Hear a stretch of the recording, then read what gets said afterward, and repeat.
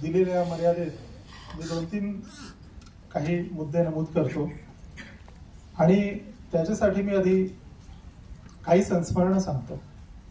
ही संस्मरणं माझी नाही, कारण की मी माणिकबाईंना प्रत्यक्ष जवळनं फार पाहिलं नाही. त्यांच्या अगदी थोड्या मैफिली मी ऐकल्या,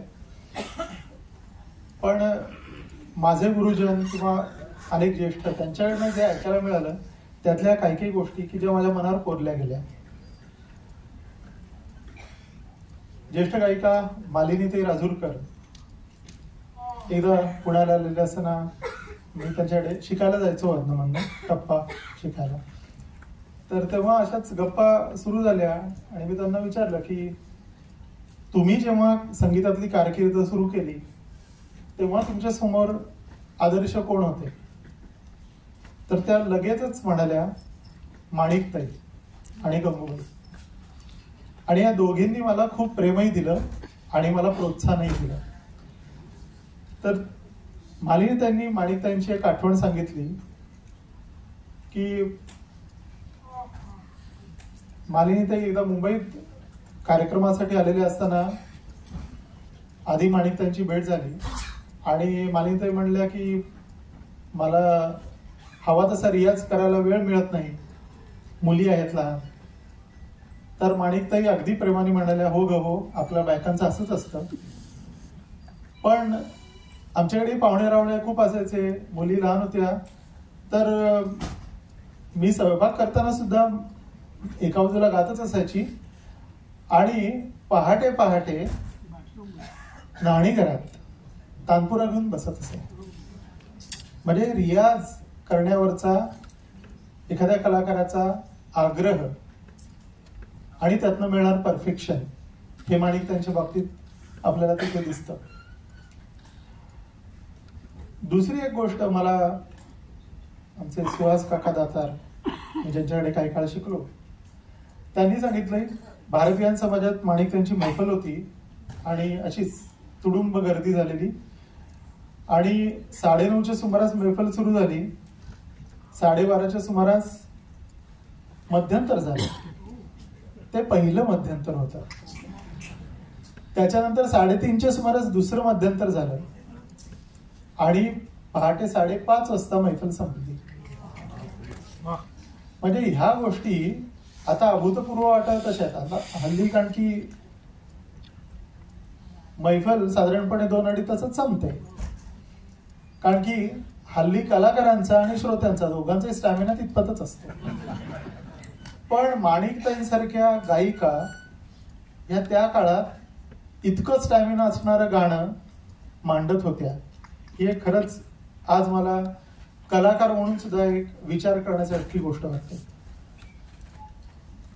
तिसरी एक गोष्ट माझे गुरु डॉक्टर अशोकदा रानडे त्यांच्याकडनं कळलेली सांगतो. त्यात एक उल्लेख करतो, त्यांनी फार सुंदर लेख मला भावलेले संगीतकार या पुस्तकात लिहिला आहे. राजहंस प्रकाशनचं ते पुस्तक आहे. त्याच्यात माणिकबाईंवरचा एक फार सुंदर लेख, त्यांच्या गायन शैलीची एका अर्थाने सौंदर्यशास्त्री मीमांसा करणारा तो लेख आहे. तो आपण जरूर वाचावा.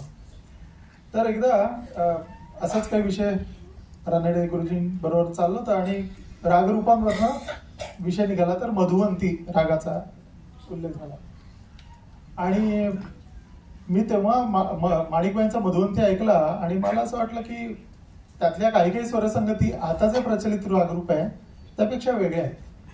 त्या रेगमप रेमगप अशा रीतीने स्वरसंगती वापरतात. तर मी रानडे गुरुजींना विचारलं की असं कसं काय, म्हणजे माणिकबाई चूक गात होते असं शक्य नाही.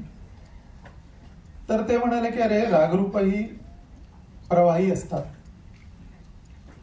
ती काही पुस्तकात लिहिल्यासारखी फॉर्म्युलासारखी स्थिर नसतात.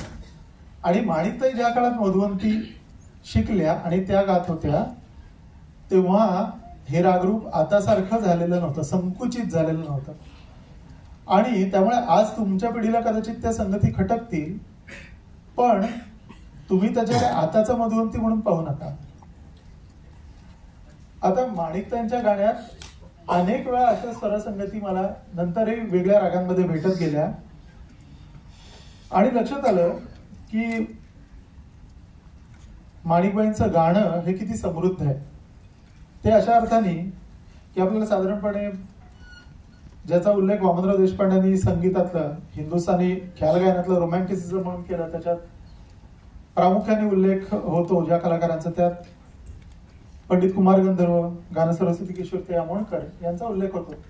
पण मला वाटतं त्यांच्याही थोडीशी आधीपासूनच या रोमॅन्टिसिझमची जी सुरुवात झाली होती, त्यातले जे काही पूर्वसुरी सुरुवातीचे लोक होते त्यात एक माणिकबाई होत्या. आणि मला असं वाटतं की ज्याचा उल्लेख अनेक वेळा एक्लेक्टिसिझम म्हणून केला जातो, ते माणिकताईंमध्ये दिसतं. आणि जर आपण त्यांच्या गुरूंचीच परंपरा पाहिली तर केवढं वैविध्य लक्षात येतं. आरंभीचं शिक्षण त्यांचं भास्करबुवा बकल्यांच्या परंपरेत बागलकोटकर बुवा, बापूराव केतकर, भोपे यांच्याकडे झालेलं.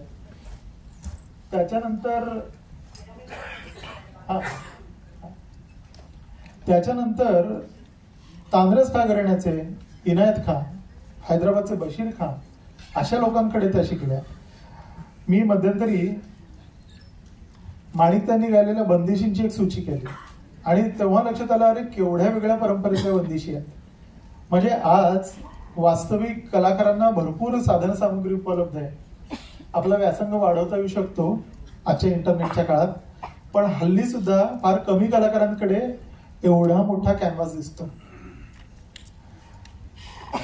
आणि माणिकताईंच्या गाण्यातली अजून एक फार वैशिष्ट्यपूर्ण अशी वाटणारी गोष्ट, बंदिशीची मांडणी त्या ज्या रीतीने करायच्या आणि त्याची खुलावट ती एवढी वैविध्यपूर्ण दिसते. म्हणजे त्यात आग्र्याचा ढंग आहे, कधी ग्वाल्हेरी अंग दिसतं, किराण्याची आलापचारी वगैरे तर आहेच. पण माणिकताई वेगवेगळ्या ढंगाच्या ज्या बंदिशी, जसं लक्ष्मणप्रसाद जयपूरवाले त्यांच्याकडनं घेतलेल्या बंदिशी, तान प्रधान मुखड्यांच्या बंदिशी, असं केवढं वैविध्य त्यांच्या गाण्यात दिसतं. आणि मला वाटतं की येत्या काळातल्या पिढीला, आता या जन्मशताब्दीच्या निमित्ताने मला हे नमूद करायचं वाटतं की येत्या काळातल्या लोकांनी माणिकताईंच्या गाण्यातनं घेण्यासारखं काय आहे किंवा अभ्यासण्यासारखं काय आहे, तर त्यांच्या नाट्यगीत, भावगीत वगैरे याच्या बद्दल नेहमी बोललं जातं. पण मला वाटतं की रागदारी संगीताचा अभ्यास करणाऱ्या माणसांनी त्यांच्या गाण्यातलं निर्मळपण आणि तरी वैचारिकता ती नक्कीच घेण्यासारखी आहे. म्हणजे ती वैचारिकता ही मुद्दामून दाखवलेली नाहीये, ती खूप सुप्त स्तरावरची आहे. आणि आपलं गाणं कुठेही दिखाऊपणा न करता तरी विचारपूर्ण, विचारगर्भ कसं असेल हे माणिकताईंकडनं नक्कीच घेण्यासारखं आहे. या पुस्तकामध्ये एक छोटासा लेख मी माणिकताईंच्या ख्याल गायकीबद्दल लिहिलाय. त्याच्यात एकच उल्लेख मी केलाय, तेवढा इथे वाचून दाखवतो आणि थांबतो.